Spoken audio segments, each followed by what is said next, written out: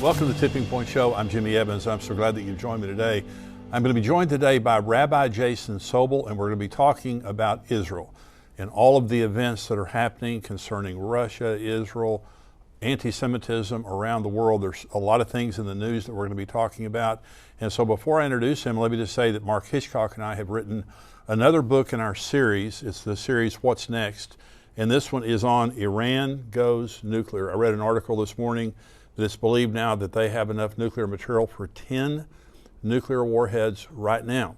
And so we're looking at the very real possibility of Israel bombing Iran very soon. But this talks about where Iran is in the Bible, both historically, what's happening right now, and also prophetically.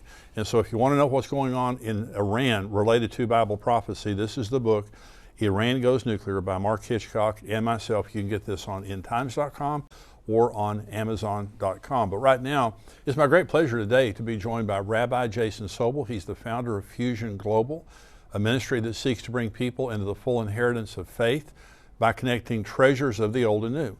He's the author of Mysteries of the Messiah. He's also a spiritual advisor for the very popular TV series The Chosen, and he also hosts The Chosen Unveiled on TBN. He's co-authored 2 books with Kathy Lee Gifford, The Rock, the Road, and the Rabbi, and The God of the Way. He's joining me today to talk about Israel. Rabbi, thank you for joining me today. Shalom. It's always great to be with you. Thanks for having me. Well, it's just the things that are happening in Israel are just absolutely, this is astounding. And since October 7th, it just seems like there's just been a seismic shift in Bible prophecy and also just an acceleration in things that are happening in Israel. And I want to get your insights today because you're so insightful, in being Jewish, but also being, a revelatory speaker. You bring so much revelation from the scripture from a Jewish perspective. And you have a perspective about this year, don't you? Yeah, absolutely. What's interesting, every Rosh Hashanah, Feast of Trumpets in the fall, we share a little bit about what is the significance of this new Hebrew biblical year that we're entering into. And this year that we've entered into on the biblical calendar is the year 5785. And it's actually the year of the hay, because in Hebrew, you write numbers with letters. There's no Roman numerals in the Bible. So every letter is associated with a number, so therefore every word has a numerical value. So this year, the year of the 5 is the year of the hay. And what's interesting, as I shared as we were going into this year a few months ago, I said, hay is the letter that embodies change. The letter hay literally changes the meaning of the word. It changes a word from indefinite to definite, meaning instead of being like Abraham's not saw a ram in the bush, he saw the ram in the bush. And so the hay is added to the front of the word to make it definite, the. The hay changes a statement into a question. But most important, the letter hay is the letter of direction. When you put the letter hay at the end of a word, it indicates direction, a movement towards something. And so what I said is that this year was going to be a year of change. And boy, we're seeing major changes. That's prophetic. We're seeing changes in the Middle East. We're seeing changes in America. And I also said the letter hay represents a window.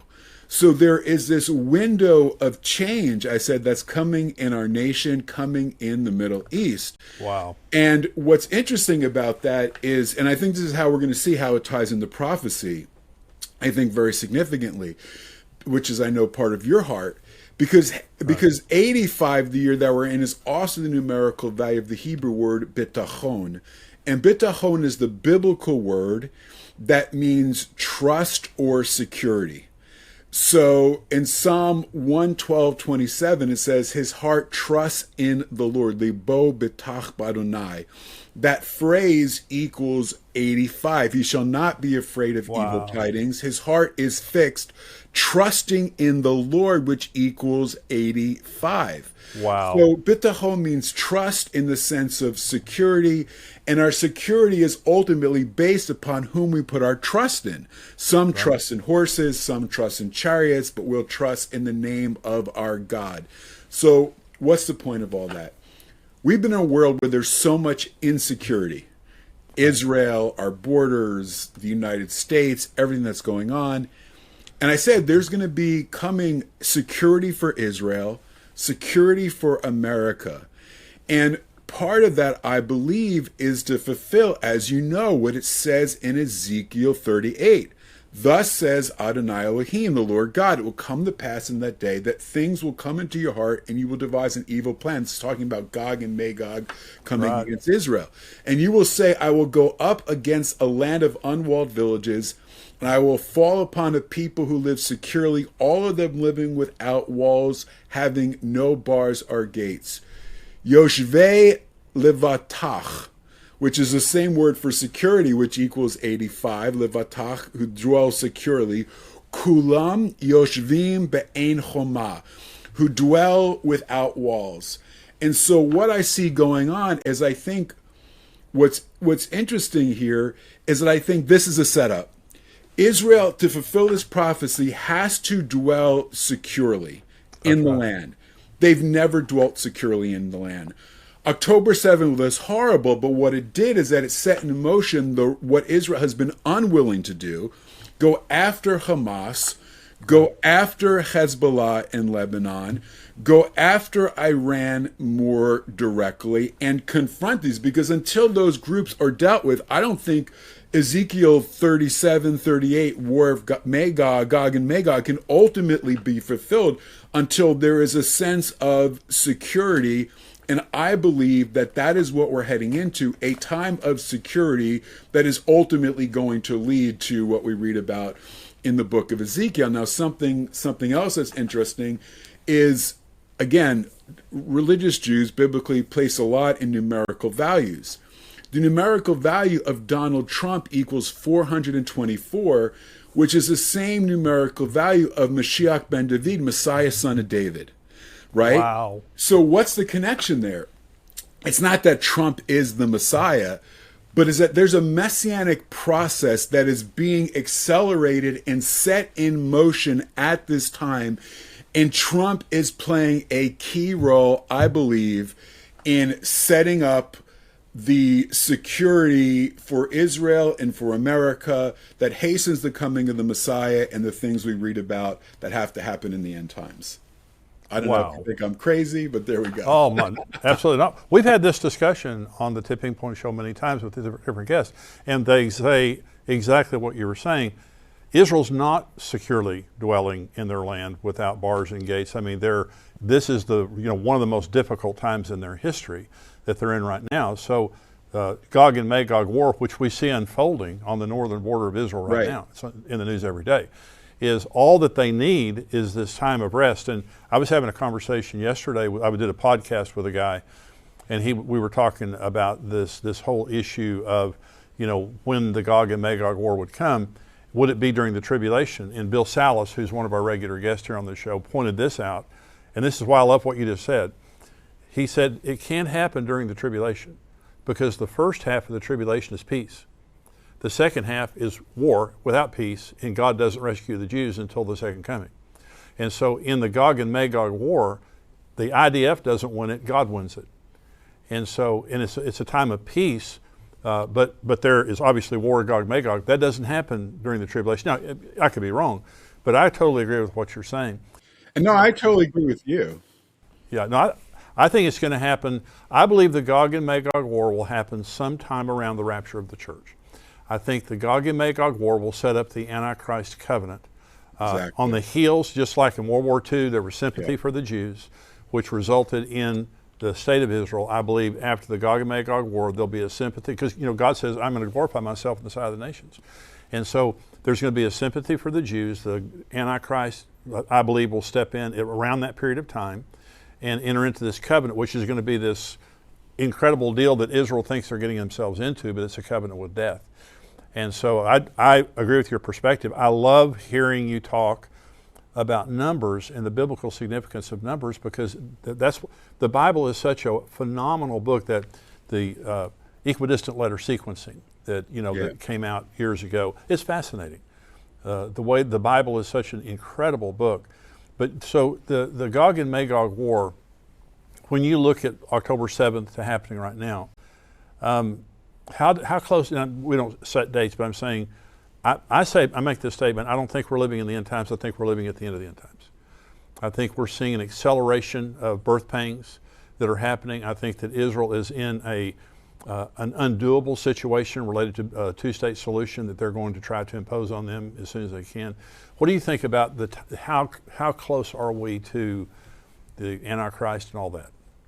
Yeah, look, I think we're clearly on a trajectory. I think one of the things that we see clearly biblically is how it talks about in Amos 9 that in that day the plowman will overtake the reaper.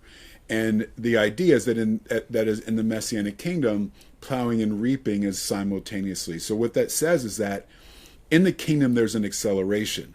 But what that means is that as we head to the closer we come to the Messiah, the more things accelerate. And that's what we are seeing in the world. We are seeing every month, every year, we're seeing things accelerate, whether it be a proliferation of knowledge, of rise of rogue empires in the world, of biblical prophecy being fulfilled. It's very clear that the train is quickly moving down the tracks and it's heading in a certain direction, and the train is not going back into the station. So I think on the one hand, I do think we have this season of a reprieve of grace, of some great things happening. But I think underneath it all, as good as it is or good as it looks on the surface, it is really a setup for what is to come. And so again, I think, this connects to prophecy. So one of the things that is so interesting, of course, this war with Lebanon, because Gog and Magog War happens on the northern border. And I think part of what's happening with this war in Lebanon is that it's meant to awaken a messianic expectation and hope. Because one of the things that I think there's a biblical principle, and part of that biblical principle is the end is going to be like the beginning.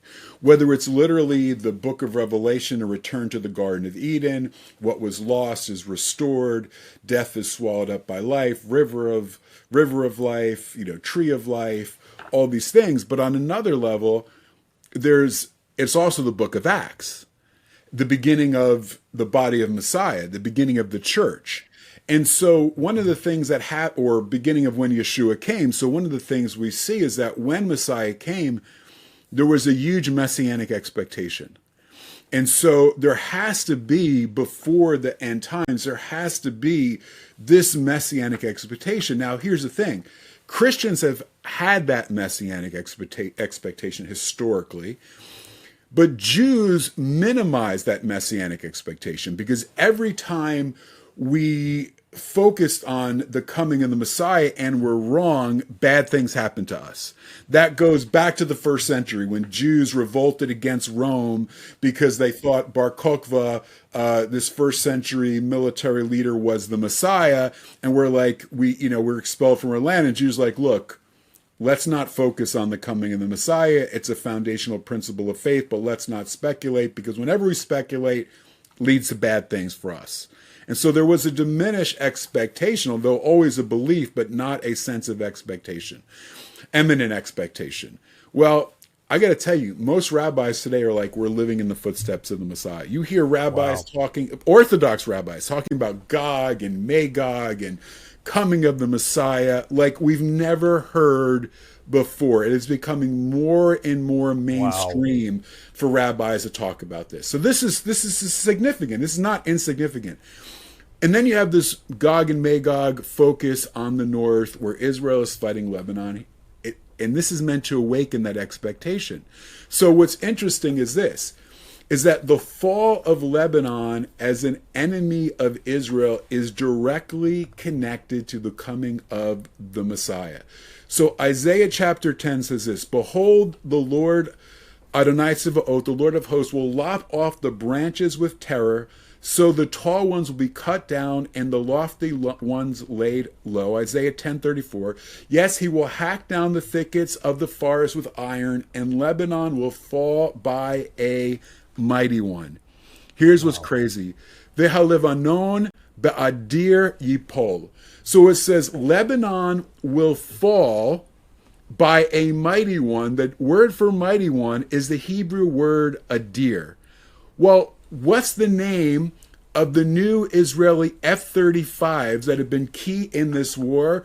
They're known as the Adir. That's amazing. Right?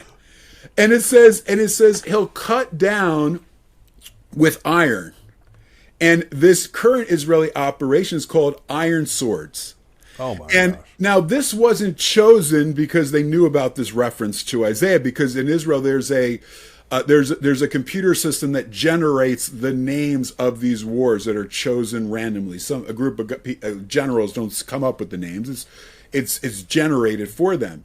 And so the rabbis see the destruction of Israel's enemies as a harbinger to the coming of the Messiah. In fact, there was an article in an Israeli newspaper that said the spirit of Messiah wafts over the skies of Lebanon and the Gazan tunnels. Now, why do they make that connection? Because it talks about Lebanon falling by the Adir in the end of Isaiah chapter 10, verse 34. The very next chapter, Isaiah 11:1, we know what it says. Then a shoot will come forth out of the stem of Jesse, and a branch will bear fruit out of his roots, and the Spirit of the Lord will rest upon him. Isaiah 11:1 is talking about the Messiah. So the fall of Lebanon, Isaiah chapter 10, is connected to the coming of the Messiah, Isaiah 11 chapter 1. This is why the rabbis in the ancient Midrash say this: why must I learn from the Arabs? Is it not an explicit verse as it is written, Lebanon will fall by a mighty one, Isaiah 10:34, and it is written immediately after, a branch will emerge out of the trunk of Jesse, a shoot from his roots, Isaiah 11:1. So based on the connection between Isaiah 10 and 11:1, Lebanon falling is directly connected to the coming of the Messiah. I have never heard that before in my life. That is amazing. Yeah, and I love the fact that you're saying that, you know, Israel's been so beat up for so many centuries, millennia, is now they have hope. There's an unusual hope in the return of Messiah. Talk about the Temple Mount for just a minute, because these are the Temple Institute. Are they Orthodox Jews? Yes. Yeah. So we were there a couple of years ago, but they have everything ready. The Orthodox Jews. I mean, it seems as though they've never been this ready in 2,000 years to rebuild the temple. Yeah. And one other thing before we jump to that, because just the numbers, so Lebanon in Hebrew, Levanon, has a numerical value of 138. The Hebrew word semach, which means branch, equals 138. Why is that important? Because one of the main names of the Messiah, Isaiah 11:1, it's a branch will come forth. There it's the word netzer. That's why he's called a Nazarene, because it's connected to a netzer, Isaiah 11:1. That's how that prophecy is fulfilled. But the synonym for netzer, branch, is the word semach. And the book of Zechariah, Jeremiah, talks about a semach, a branch. And semach is one of the names of the Messiah, according to the rabbi. Well, Lebanon equals 138. Branch, meaning the name of the Messiah, the branch that comes forth, the messianic branch, equals 138. Ben Elohim, son of God, equals 138. And Menachem equals 138. So the semach, who is the messianic branch, who is the son of God, 138, will give rest, 138, from Lebanon, 138. Geula Hagia, a redemption has arrived, equals 138. So when Lebanon falls, redemption is about to arrive. And the word Hatzlacha, which means success, triumph, prosperity, Psalm 118, Ana Adonai, Hoshiana, Lord save, Ana Adonai, Hatzlachana, Lord bring salvation. Now is what they cried, those verses at the triumphal entry, quoting Psalm 118.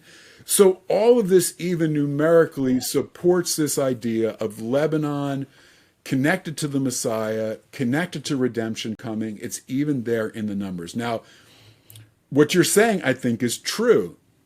Whether it's the desire among the Orthodox to prepare for the temple, like, I love going to Israel. We love taking groups to Israel. God willing, we'll be back there in April leading a group. And when you go to Kikar Tzion, like when you go into the old quarter of the old city, there is a giant gold menorah, $3 million behind this glass, which they believe is going to be used in the temple. Again, the red heifer being restored. You can't have the temple without the red heifer, because you need the ashes of the red heifer to purify the individuals and the vessels from spiritual impurity so that they can even officiate in the temple. Again, training of the priests, the beginning to practice sacrifice, the creating of the garments, also the reinstitution of a modern Sanhedrin, which is ready to be in place. And why is that important? Because from a rabbinic Jewish perspective, the Messiah, if someone says to the Messiah in now in Jewish thought, it has to be confirmed by the Sanhedrin. Now, so from an Orthodox Jewish, I'm not saying from a biblical perspective, from an Orthodox perspective, there's now a Sanhedrin that can do that. So yes, everything is being set up. I think even the Abraham Accords is part of that. And I think what's interesting is that in Saudi Arabia, they built this complex where there is a mosque, a church, a synagogue, and it's an Abrahamic worship center, or Abraham worship compound.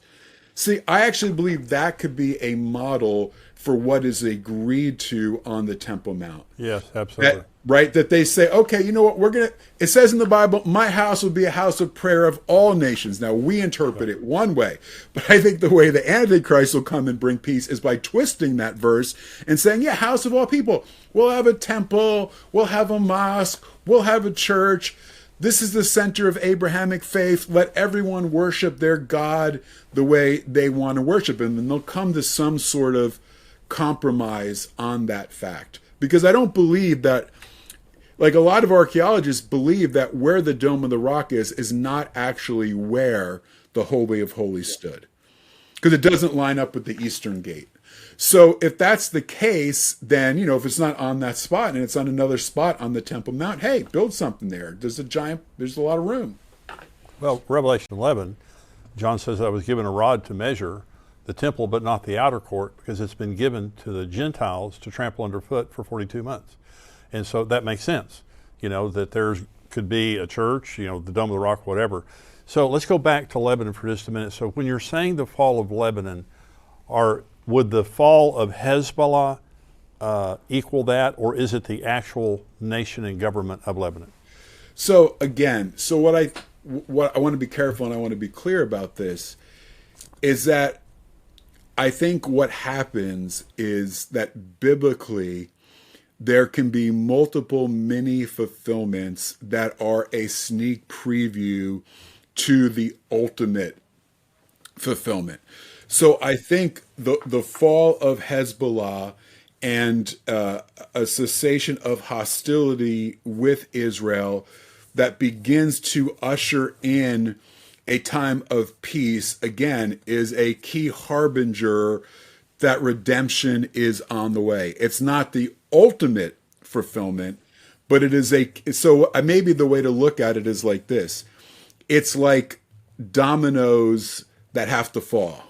Right? It is some of those, it's one of those dominoes that is a key domino that has to fall that leads to the triggering of other dominoes in pretty rapid succession.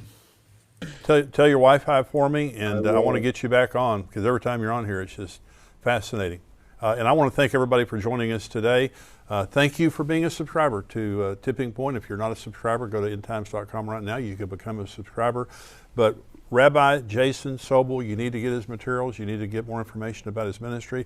Go to Israel with him, and maybe someday we'll go together. But God bless you. Thank you for being here today. Bye-bye.